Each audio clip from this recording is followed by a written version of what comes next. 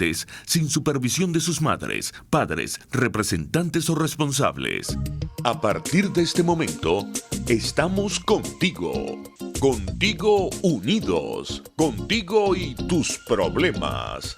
RCR presenta Contigo, María Corina Machado.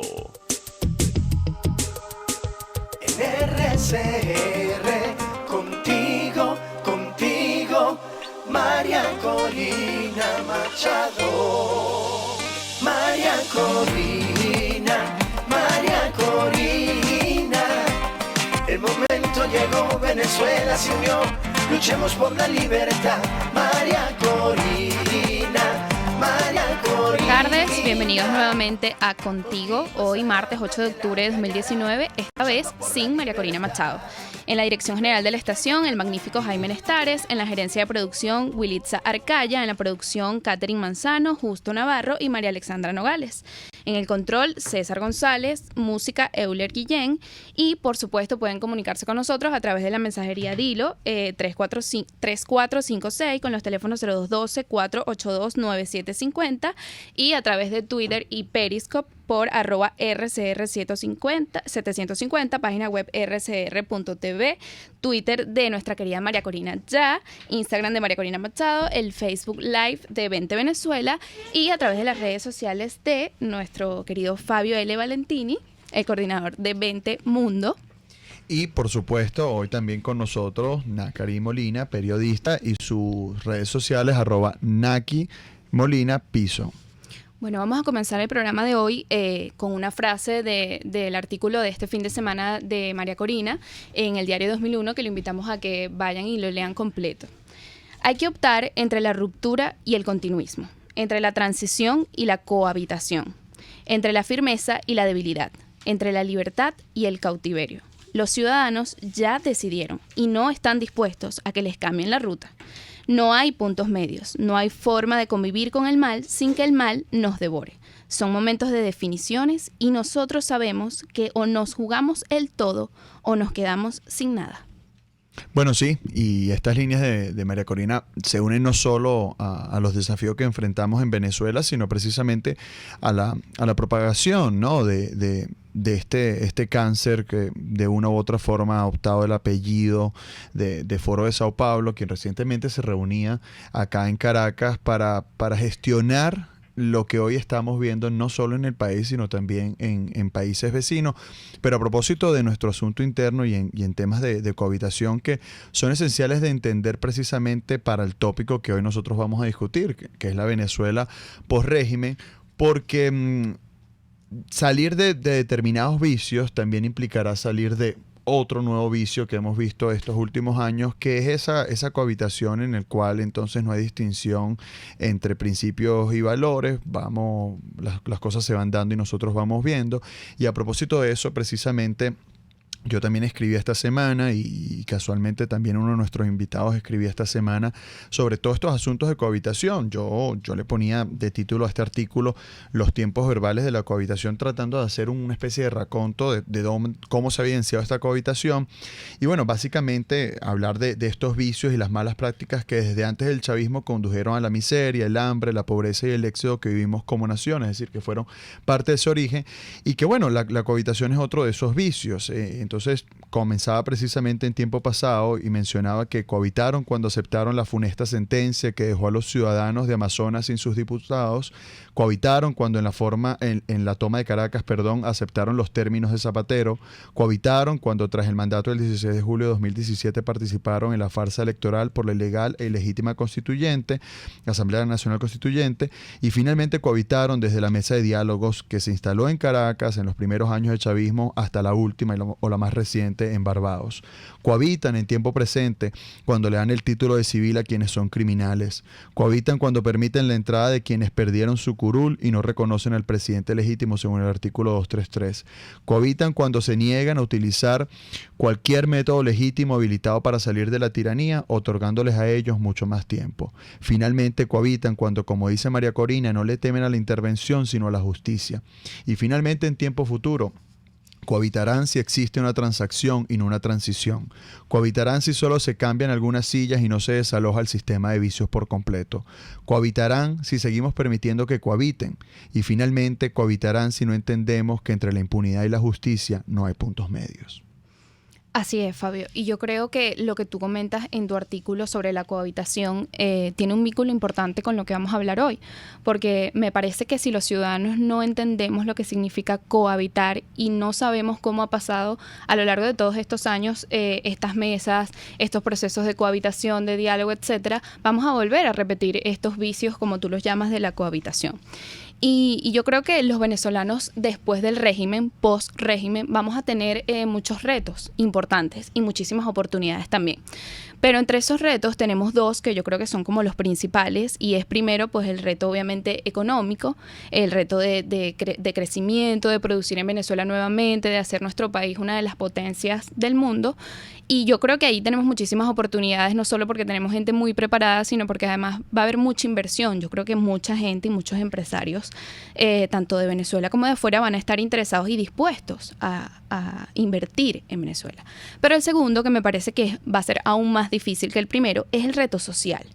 Y es justamente el tema que vamos a tratar el día de hoy, los retos sociales que nos van a tocar después del régimen. Y para eso tenemos aquí a unos invitados muy especiales. Así es, bueno, ya en estudio nos acompaña la profesora, socióloga Mirla Pérez. Bienvenida, profesora de la Universidad Central de Venezuela y también investigadora del Centro de Investigaciones Populares.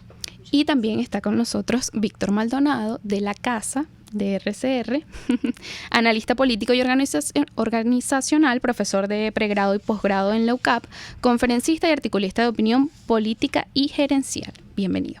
No, muchas gracias. Complacidísimo de estar con ustedes y, por supuesto, de compartir curul con la profesora Mirla Pérez, que es durísima. Yo no sé cómo ustedes lograron traerla. Yo nunca he logrado traerla. Bueno, bienvenidos nuevamente y yo creo que por allí podemos comenzar, ¿no? Por esos retos sociales que tenemos después de tener tantos años de violaciones a los derechos humanos, de impunidad, de crimen en toda nuestra sociedad. ¿Cómo va a ser esa sociedad post-régimen y qué debemos hacer con la violencia que hay en estos momentos en los sectores? Usted y el profesor Alexandre Campos, que tienen tanta experiencia en este tema y que han recopilado tanta información valiosa sobre lo que está sucediendo en los sectores y lo que está sucediendo, por ejemplo, en el estado Zulia, que es un estado súper afectado. Cuéntenos. Bueno, muchísimas gracias por la invitación. Ciertamente ustedes han titulado este foro como Venezuela por régimen. La imagen que me viene de una Venezuela por régimen es una Venezuela en destrucción absoluta, una Venezuela de posguerra. De hecho, ya las consecuencias de una posguerra uno lo está viendo en el interior del país, especialmente en el estado Zulia, en el estado Sucre, Lara, donde tú vayas buscando alguna referencia de aniquilamiento de todas las estructuras, tú lo vas a conseguir en Venezuela. Pareciera ser que la burbuja, pero con muchos huecos, que va quedando es la burbuja de Caracas, pero yo creo que también eso es una mentira, ¿no? Entonces, lo primero que cuando me dijeron Venezuela de posrégimen, ¿cómo me imagino yo la Venezuela de posrégimen? A mí no se me viene todavía a la imaginación, digamos, unos planes en positivo, de reconstrucción. Yo creo que primero tenemos que pensar el piso desde el cual nos vamos a plantear esa reconstrucción. Así es. Porque el daño que se ha hecho a la estructura societal es muy profundo. No solamente se acabó con las estructuras y con las instituciones oficiales, sino que el golpe en este momento está yendo hacia las estructuras conviviales, hacia la convivencia misma, ¿sí? Los sectores populares, ¿qué es lo que uno ve en los sectores populares? Bueno, la cultura propia de este sector está basado en la convivencia, en la relación, en la afectividad. ¿Hacia dónde ha ido el golpe del régimen en los últimos tiempos? Hacia esa estructura que le da solidez no solamente al modo de organización dentro de las comunidades, sino a la persona misma que vive esa estructura que nosotros llamamos mundo de vida popular venezolano. O sea, por primera vez en la historia de Venezuela, ni siquiera del paso de la colonia a la república, hemos visto cómo se está rompiendo, cómo se le está dando golpes muy fuertes a la estructura que define al venezolano, que no solamente le define, que le da sentido, que le coloca una perspectiva de historia, que le da un sentido de convivencia, un modo de relación, digamos, ¿no? Entonces, por primera vez estamos viendo, y hay que acusar el golpe. Yo creo que en la Venezuela del posrégimen lo primero que hay que hacer es acusar el golpe. Es decir, vamos a medir el impacto y el daño hecho a la estructura para ver cómo nosotros podemos meternos en ella. Sí. Venimos de una historia errática. No solamente estos últimos 20 años han sido el colmo de lo errático, pero dentro de la historia republicana venezolana pues hemos tenido también errores que hay que ir mirando. Y ahí precisamente, profesora, para detallar eso que usted está mencionando, lo que mencionaba anteriormente de construir ese piso y generar también esa identificación del golpe para, bueno, saber qué piso vamos a construir. Me gustaría preguntarle a Víctor cómo visualiza precisamente esa ruptura, la construcción de ese piso, un poco entendiendo que esa narrativa que destacaba la profesora, también el caso, bueno, que ocurrió el día de ayer, ¿no? Donde unos policías golpearon salvaje y abruptamente a un civil venezolano que les recordó a ellos como autoridad, en teoría autoridad, que no ensuciaran, que no botaran basura en una calle que habían recuperado los mismos vecinos. Mira, yo quiero comenzar reflexionando sobre una hipótesis que tiene que ver con nuestra historia. Una historia demasiado marcada por caudillos que nunca tuvieron pudor en el uso de la fuerza. Una historia que tiene que ver con las revoluciones civiles nuestras del siglo XIX y con la grandeza complejizante que significó nuestra historia de la independencia y que tiene que ver con que esta es una sociedad maltratada, y por eso es que a mí no me extraña que un policía, en lugar de ser el referente cívico, sea el que agarre a un ciudadano que reclama a ese policía que está botando basura en la entrada del barrio, un lugar que los vecinos limpiaron, pues entonces que sea la policía la que maltrate al ciudadano y le imponga en lo chiquito el régimen de fuerza que en lo extenso todos sufrimos. Ahora, una sociedad maltratada es una sociedad que trata de sobrevivir, pero que no entiende que no es sobrevivencia lo que debería tener, sino resiliencia. La resiliencia es esa fortaleza con propósito.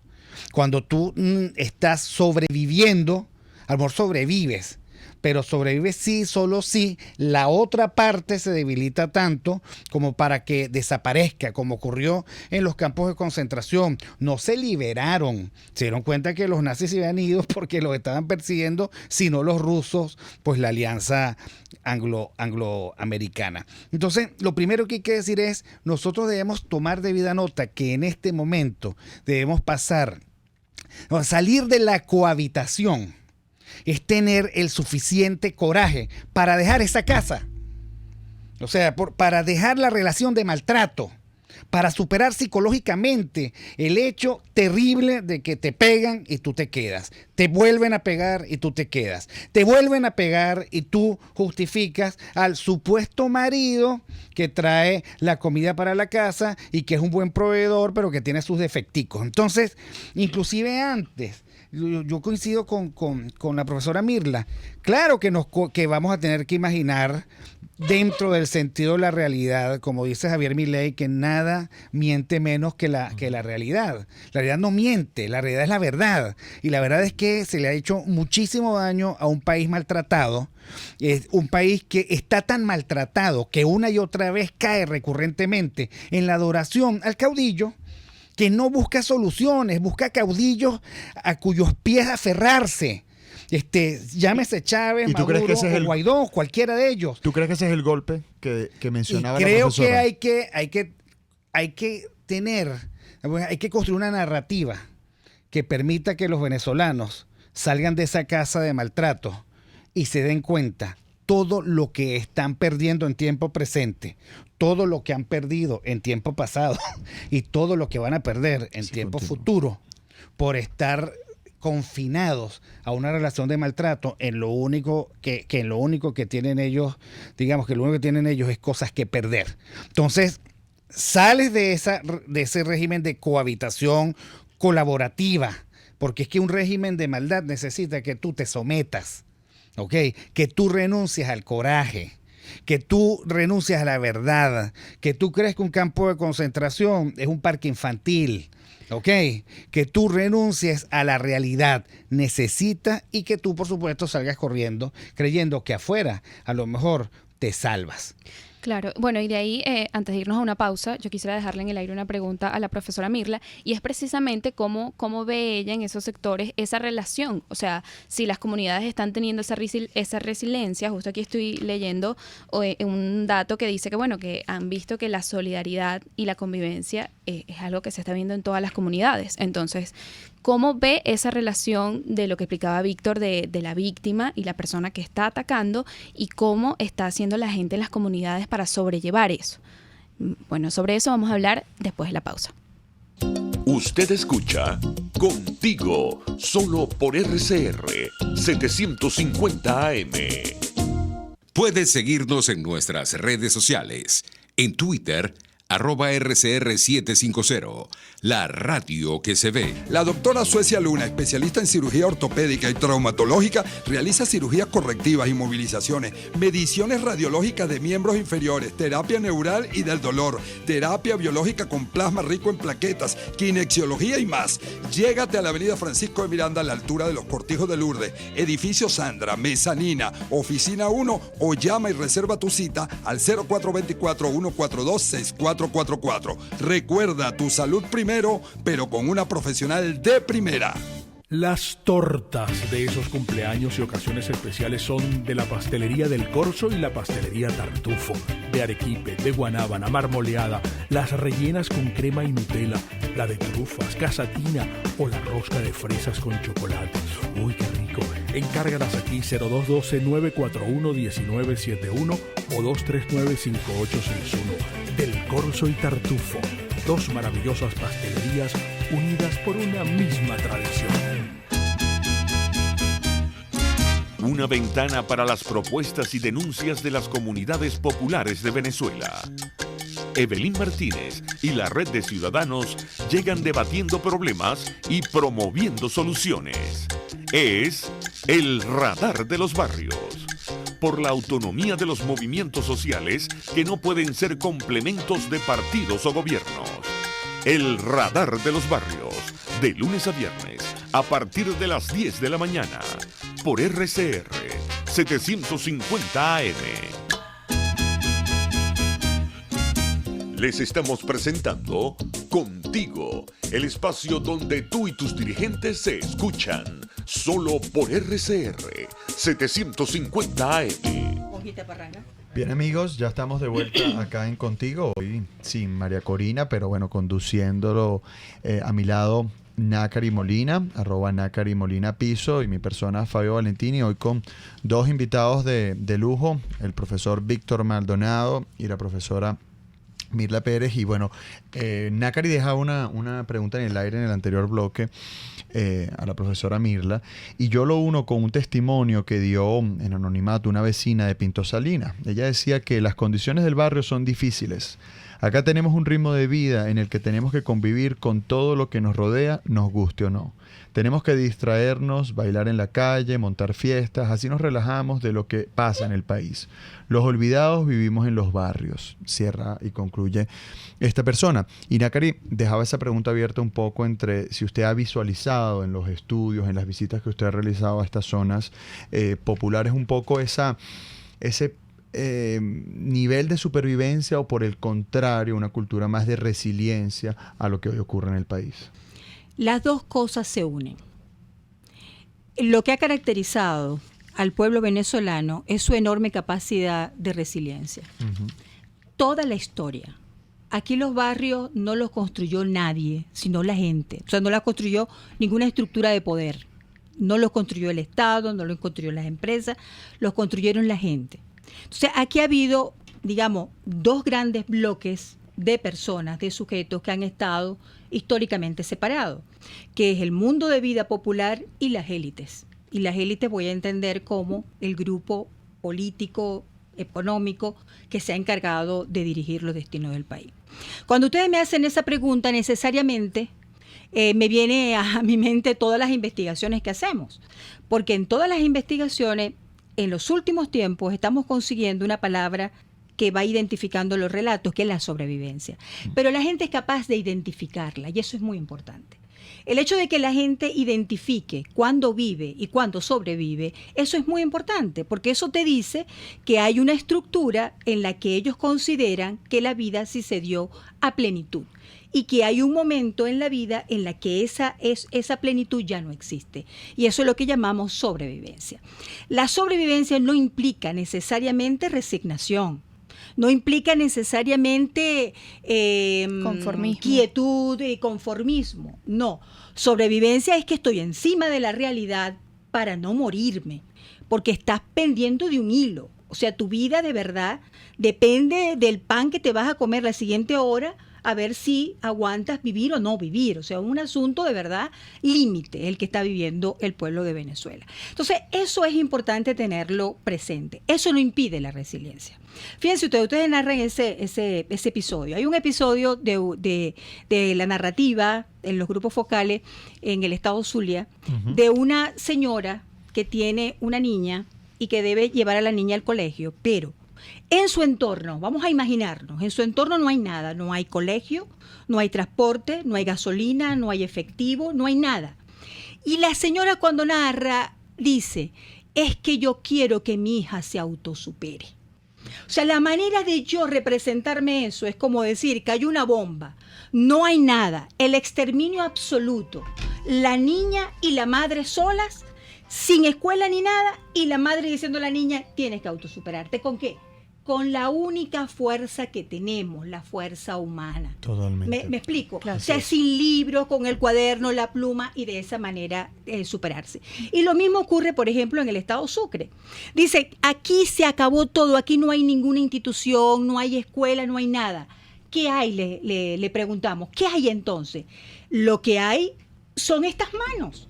No nos hemos muerto porque hemos dado la mano al vecino, porque hemos sido solidarios, porque hemos resignificado este sometimiento, vivir al límite, lo hemos resignificado, hemos sacado fuerza de donde no tenemos, la ponemos en la mesa y podemos entre todos sobrevivir el momento. Entonces tenemos que comprender por lo menos que la sobrevivencia va con la resiliencia, no es resignación, sino es la sobrevivencia, es reconocimiento que estás viviendo un momento muy difícil, para no decir la palabra que cabría. Sí. Claro. ¿Y cómo actúa esa convivencia y ese compañerismo en las sociedades cuando ocurren casos como el de la persona y el botadero de basura? O sea, los vecinos se unen para apoyar a la persona que está haciendo... Sí, absolutamente, conozco el caso. El vecino le reclama al policía y le dice, mira, esto no es sitio de botar basura. El policía va, lo busca, pero no va solo, son unos cobardes. Va con el FAES completo, llegan a la casa, allanan la casa y le dan golpe al muchacho. La acción de la comunidad no fue quedarse con los brazos cruzados. La acción de la comunidad en el momento fue salir y al día siguiente comenzar a tomar firmas.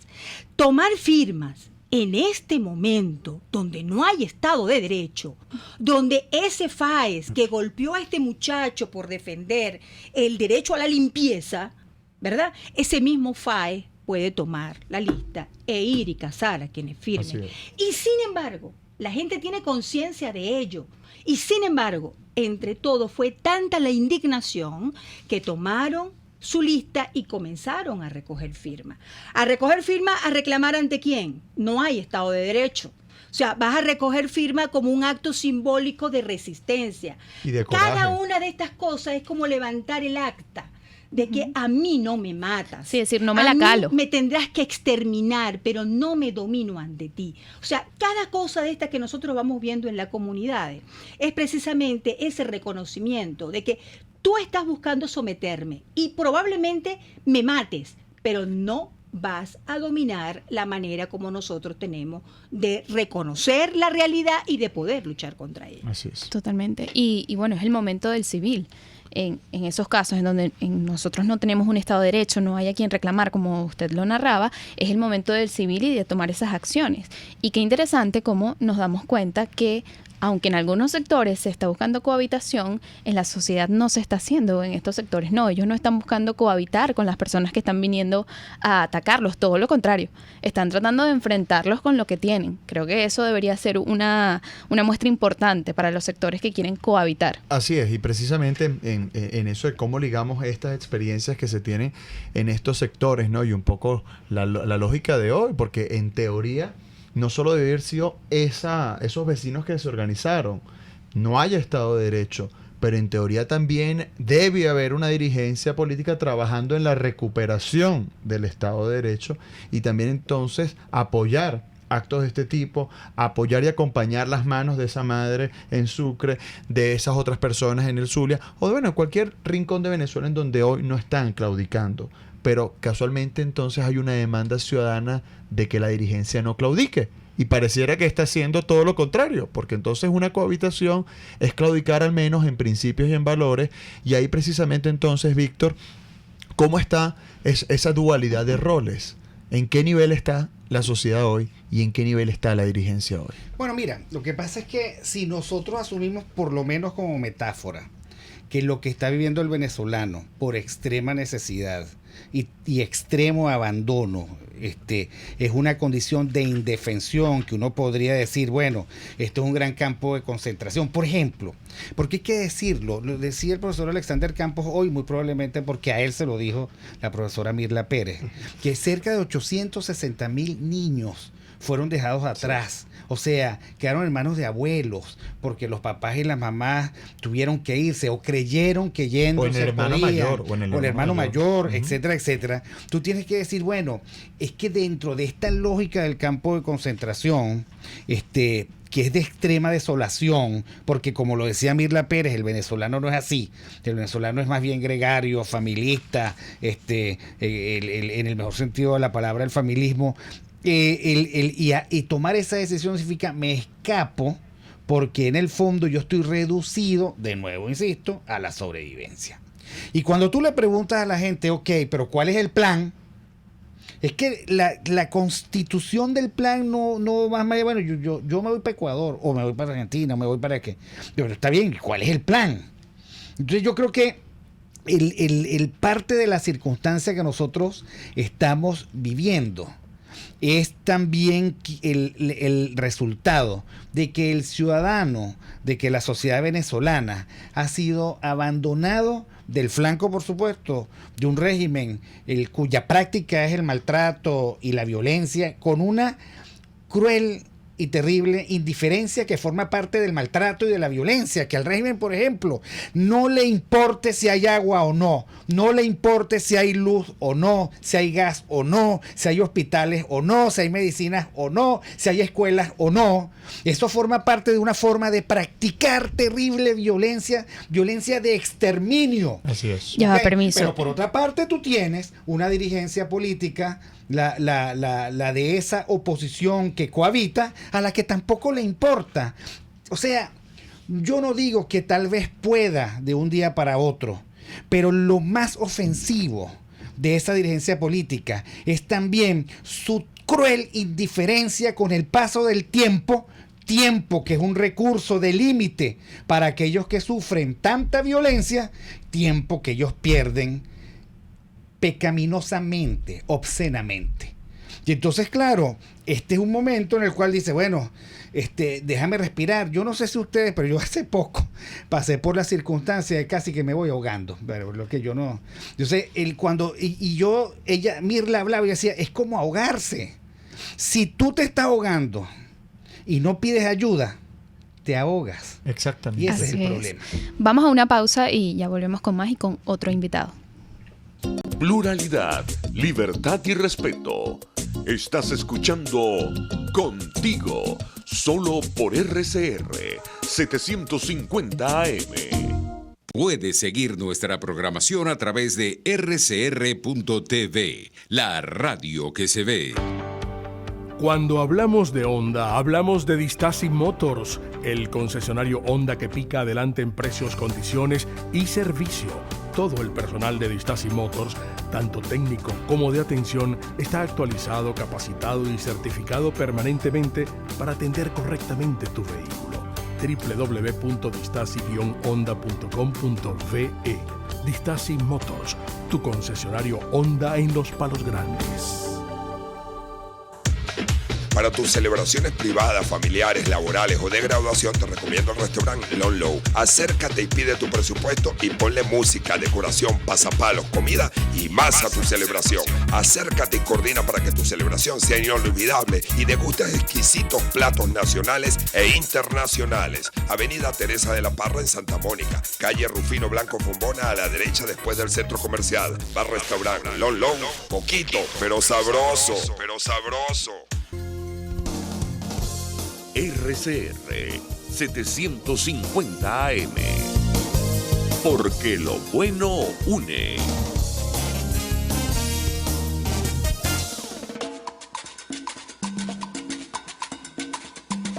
Fuerza que nos activa, fuerza que une a un país que quiere cambio.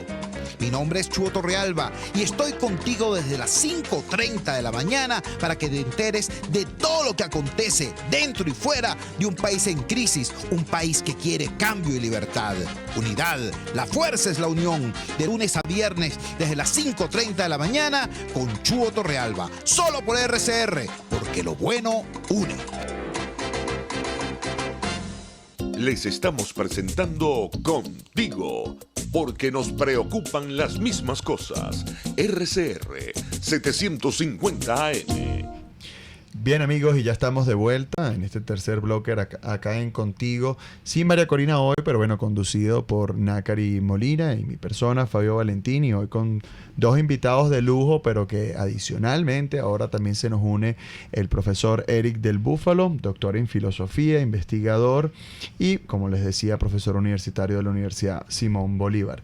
Y en los anteriores bloques hemos venido debatiendo un poco, ¿no?, de esta Venezuela que visualizamos por régimen, por una parte, la noción de la cultura de la resiliencia hoy, sobre todo en las zonas más vulnerables del país, la necesidad de finiquitar algo, un pequeño vicio, pero que es tan trascendental y fundamental como la cohabitación, más la que hemos venido viviendo en los últimos años los venezolanos. Y bueno, precisamente todo esto, Eric, tú que te incorporas a esta discusión, pues si yo te preguntara cuáles de tantos paradigmas que han venido caracterizando la Venezuela bajo la tiranía chavista, pero también esa Venezuela que bien o mal condujo también a esta tiranía, ¿cuáles serían esos paradigmas o cuál sería el primer paradigma a tu consideración que debemos superar como nación? Bueno, muchas gracias, gracias a todos, saludos. El primer paradigma, sin duda, yo lo pondría como creer que el país no es un país sino una rapiña, que uno llega al Estado para apoderarse de las riquezas. Fíjense que eso va mucho más del rentismo, pues no lo llamé rentismo. Hay una cultura, el rentismo es ya un vicio, pero esto es peor que el rentismo, porque es una cultura de saqueo. Efectivamente, o sea, la gente que está en el poder ahorita es la misma gente del Caracazo que llegó al poder. Así es. Eso siempre se olvida y eso creo que es muy importante recordarlo siempre, ¿no? O sea, ya es un saqueo último, ¿no? Un saqueo de las clases más populares, pero que no empezó por las clases más populares, empezó por las pequeñas élites que se acomodaron a ser cortesanos del Estado para tener preventa, y que empezó justamente con la nacionalización del petróleo a mediados de los años 70, en el 75, y empezó realmente en el 76, ¿no? Ese es el primer paradigma que hay que superar, y creo que la realidad nos está obligando a superarlo. O sea, creo que no tenemos más remedio, además. Podemos vivir mal algunos meses más de la ilusión de que eso va a volver, pero no, esto no va a volver, ya es imposible que el Estado, que ya no exista además, ya no hay Estado venezolano como tal. tampoco existe PDVSA como industria próspera, o sea, está absolutamente destruida. O sea, es imposible volver a ese esquema. Entonces, ya empezar a abrir la mente, porque hasta que uno no abre la mente, no abre los mercados, no se abre a la riqueza ni a la prosperidad. Así es. Bueno, Eric, hace un rato la profesora Mirla nos planteaba que en este momento lo que se ve en las comunidades es la sobrevivencia y la resiliencia, y que la gente no está conformándose con lo que sucede, pero tiene que sobrevivir. Y planteándonos eso y que esto es un problema de ideas, ¿cómo enfrentamos desde las zonas más vulnerables y que están en este momento en un proceso de sobrevivencia esas ideas? Las zonas más vulnerables tienen un problema muy grave. Y es el problema, yo creo que es el sentimiento de orfandad política que tienen. Parece paradójico que lo diga, porque la gente piensa inmediatamente, efectivamente, la falta de luz, de agua, de comida, de servicios, ¿no? Incluso de manejo de efectivo. Todo eso es cierto, pero digamos, desde el punto de vista propiamente político, o propiamente desde una salida hacia un futuro mejor, desde una esperanza, lo que a ellos les falta es lo que falta a todos, a ellos y a todas las clases sociales, es una perspectiva de liberación política, que en este momento, salvo algunos grupos que no están ahorita institucionalizados en los poderes reconocidos en el mundo, María Corina y otros grupos políticos mucho más pequeños que María Corina, no, más bien lo que están haciendo es un cogobierno, y sin comillas, digámoslo claramente, un cogobierno con la misma gente que nos trajo hasta aquí. Y ya de hecho yo los veo como un solo sistema. O sea, para mí ya son una sola unidad. Y lo vamos a ver muy claramente ahorita cuando haya que pagar los bonos. Ya vemos cómo están negociando, ¿verdad? Sí, porque el Guaidó tiene Citgo y eso tiene lo que queda, los restos de PDVSA. Va a haber ahí una especie de negociación para actuar en conjunto, ¿no? Entonces, claro, esa orfandad política yo creo que es lo que mantiene el país en ascuas y en un estado de laxitud y languidez muy triste, pero que una vez que aparezca otra vez motorizado hacia una estrategia clara y precisa, esa gente que parece dormida se va a movilizar sin duda. Sí, y ahí con lo que tú comentabas, Eric, un poco su apreciación, profesora. ¿Cree usted que en estas zonas vulnerables hoy, esa cultura del saqueo ha venido proliferando mucho más o la ha venido superando mismos factores, o mismos vecinos organizados dentro de los sectores populares? Porque uno tiende, evidentemente, la narrativa a priori que utilizan muchos venezolanos, pues entonces es que esa cultura del saqueo necesariamente, o casi como una condición sine qua non, obedece a estas zonas más vulnerables, a sectores más desfavorecidos, y muchas veces lo que nos mencionaba Eric, que quizás al principio no se escuchó por una falla a lo interno del estudio, era esa cultura del saqueo como primer paradigma a vencer, ¿no? Esos saqueadores que vienen de esa típica, esos cazarrentas, o sea, esas personas que no creen en la noción per se del trabajo, sino del trabajo a costillas de otro, para hacerlo lo más criollamente posible, ¿no? Entonces, ¿cree usted que esa cultura se ha venido superando con esa resiliencia, esas muestras de solidaridad que los propios venezolanos, al menos en las zonas más vulnerables, han venido creando? Yo no diría que se ha venido superando. Yo diría que eso no es lo que ha definido el modo de ser del venezolano, especialmente del venezolano que vive en esa zona, como hemos llamado zonas vulnerables o zonas al margen, barrios, etcétera. La cultura del saqueo no es lo que lo define otras cosas, antropológicamente mucho más profunda, que realmente a lo largo de nuestra historia ha dado demostración que se ha creado todo un tejido social a partir de esa estructura convivencial.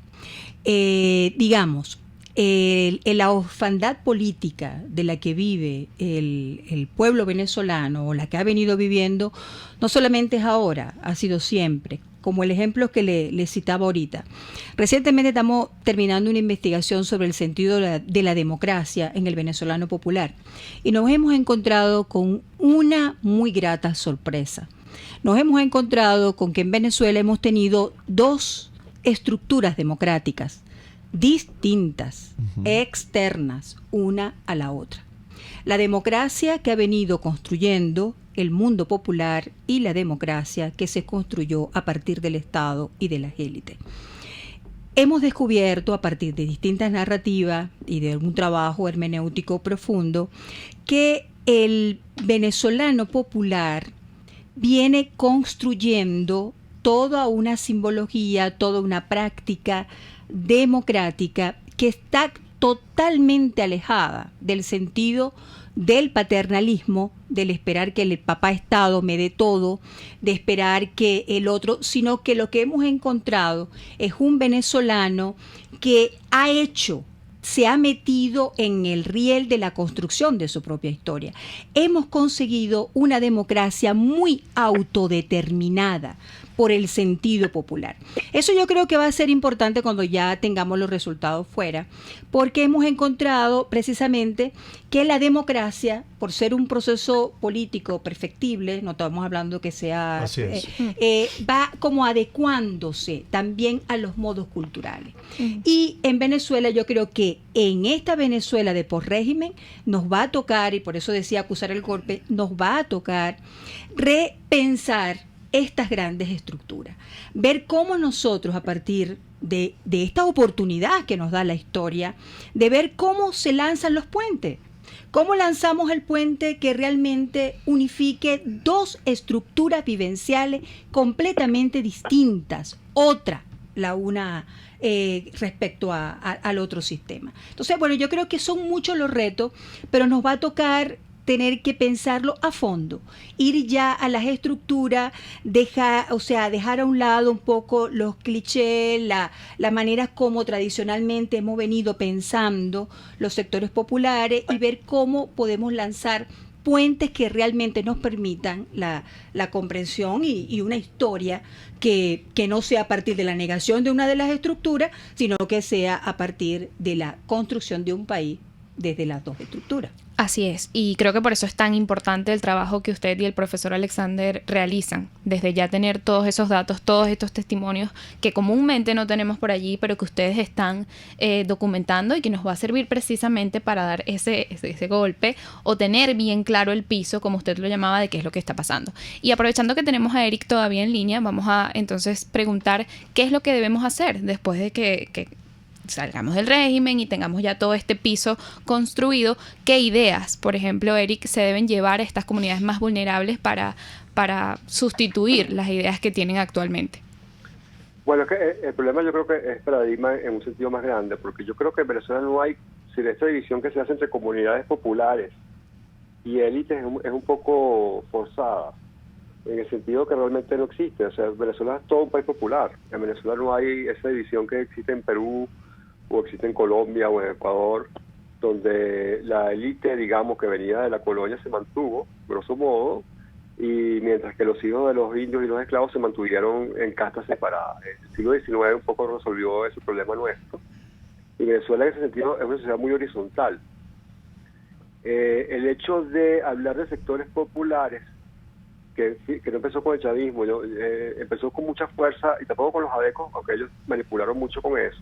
Empezó con los jesuitas, con el Centro Gumilla, de hacer una personificación muy exagerada de que hay un sector popular que está muy en desacuerdo con las élites. Esa escisión o esa división en la sociedad venezolana es un poco tóxica, y creo que no nos lleva mucho a entender el problema, porque en el fondo la gente que vive que digamos de clase media alta en Venezuela viene de ahí. O sea, sus padres, sus abuelos seguramente venían de algún pueblo del interior, sus bisabuelos a lo mejor están en una casa de bareque, o sea, entonces hay que tomar eso con más cuidado, ¿ok? Entonces yo no apostaría por ahí. Yo globalizaría todo y diría que lo que hace falta es una sociedad abierta, digamos, una sociedad horizontal en ese sentido. No que todo el mundo gane lo mismo, por Dios, o que todo el mundo tenga el mismo sueldo o piense igual, no. Que todo el mundo tenga las mismas oportunidades, o sea, que se tome a la gente, sea donde viva, sea que viva en la Charneca, o sea que viva en la Lagunita, sin ningún privilegio, sino que todos sean respetados en tanto ciudadanos exactamente igual. Y cuando uno logra ese espíritu verdaderamente republicano, porque creo que el problema de Venezuela no es tanto de democracia como de república, en ese sentido, en el sentido que hay que respetar la soberanía del ciudadano, y no solamente la tiranía de las mayorías. Creo que ese es realmente el problema. Cuando realmente tomemos a todos como ciudadanos y se abre el juego de una sociedad que trate a todo el mundo como ciudadano, el mismo juego, las mismas reglas del juego hace que los actores cambien de actitud. Entonces, cuando yo no patrocine o yo no trate del patriarcado, del modo patriarcal a las personas más vulnerables, sino que las trate con plena soberanía en su ciudadanía, ahí yo estoy cambiando realmente el paradigma social venezolano. Así es. Bueno, Eric, muchísimas gracias por hacer ustedes, este contacto con gracias a nosotros. Ahora, ¿qué decisiones o qué se debería proponer desde el Estado o el gobierno que venga post régimen, etcétera, hacia estos sectores? Porque Y haya, por supuesto, respeto por los sistemas de cooperación social que muy bien describió la profesora Mirla Pérez. Entonces, salir de la situación de maltrato significa romper con dos cosas: con el sistema de maltrato al cual tú tienes que decirle basta, y con los sistemas elitescos de los cazarrentas, ¿ok?, que se apropian del Estado, lo hacen fuerte y lo convierten en subsidiarios a ellos mismos. Nosotros tenemos que construir un país para todos, y un país para todos supone un gobierno pequeño y muy enfocado en que la gente de los sectores populares. La gente de los sectores populares quiere seguridad, no inseguridad, cortesía del gobierno, seguridad. La gente quiere respeto, la gente quiere, por supuesto, tener acceso a educación buena, porque necesita ser competitivo. La gente quiere que se resuelvan sus conflictos en base al derecho o a la equidad o a la justicia, pero que haya instancias a las que tú no les tengas miedo. Entonces, eso es lo que quiere la gente, ese es lo que debe ofrecer el discurso político. Y mientras más popular seas, pues más quieres un Estado que no te aplaste. ¿Saben dónde son verdaderamente liberales los venezolanos en los sectores populares? Porque ellos sí se calan al Estado que te aplasta, que te violenta, que te reprime, que te allana, como si los sectores populares fuesen grandes campos de displicencia donde se puede pasar cualquier esa es una de las cosas que bueno, trae como conclusión estos años de tiranía y finalmente en estas nociones de liberalismo que quizás no sabían que se llaman así, pero son naciones vivenciales que viven día a día. Bueno, ya nos vamos entonces a la última pausa comercial y ya regresamos en Contigo. Usted escucha Contigo, solo por RCR 750 AM.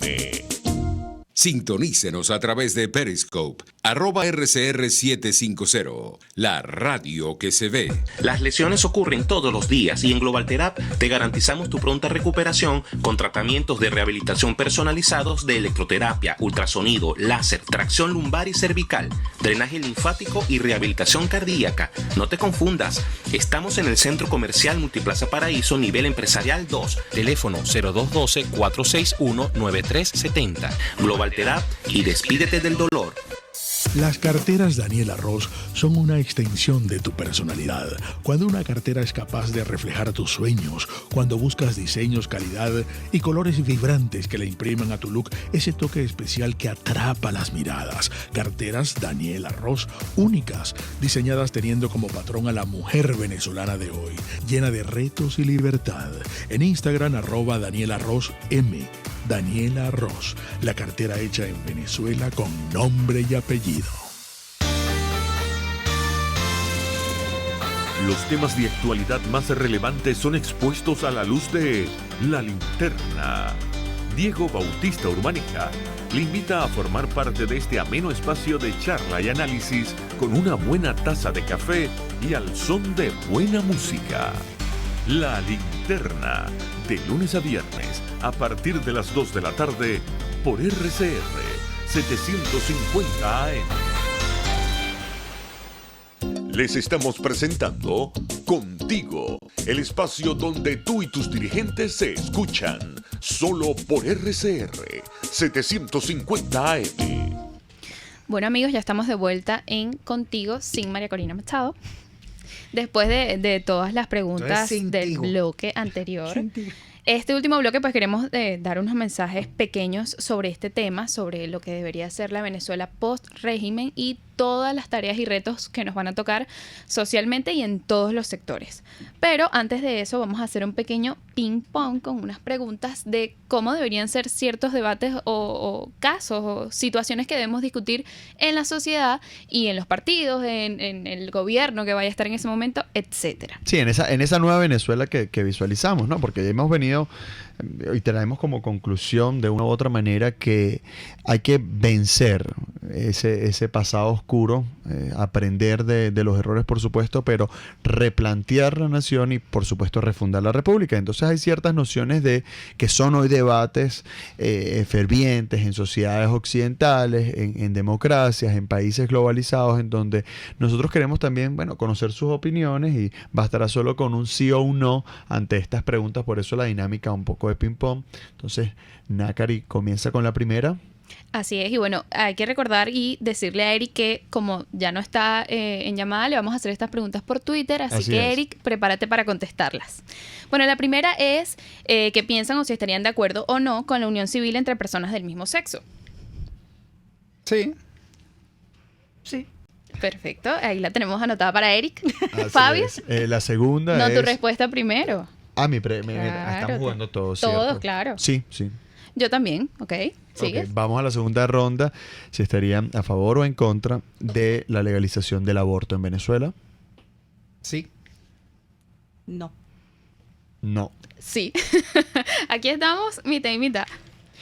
La siguiente sería si estarían de acuerdo o no con la adopción homoparental, es decir, después del matrimonio entre personas del mismo sexo, si estarían de acuerdo en que esas personas adopten. Sí. Sí. Sí. Sí, ay, pero esto es una maravilla. ¿Y la última? Y la última es precisamente si vamos o visualizan ustedes viable en esta Venezuela, en esta nueva Venezuela que deseamos todos, que se legalice o no la eutanasia. No. Sí. No. Sí. Yo creo que por aquí tenemos más o menos las mismas opiniones. Nos faltan estas preguntas para Eric.